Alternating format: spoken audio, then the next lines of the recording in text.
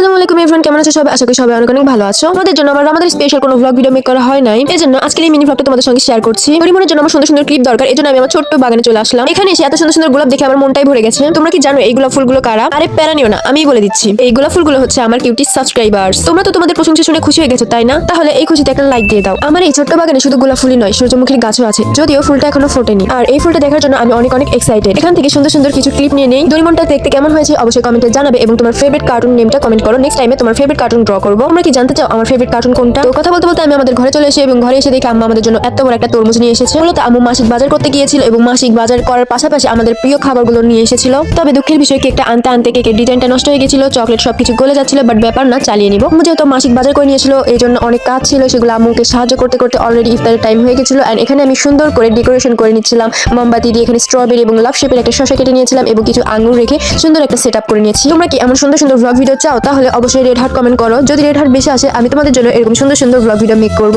আমরা এখন ঝটফট ইফতার করে নিব এবং আজকের ভিডিওটা এত পর্যন্ত। আশা করি তোমাদের ভালো লেগেছে। ভালো লাগলে লাইক করে দিও, কমেন্ট করে এবং সাবস্ক্রাইব করতে ভুলো না কিন্তু গাইস। Bye bye.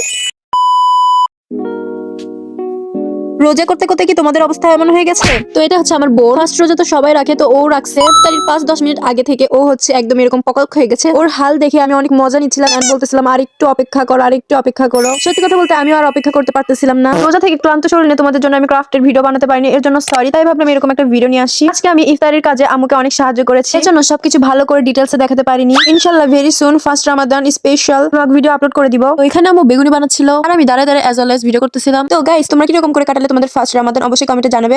ভিডিওটা লাইক করে দাও। Bye bye.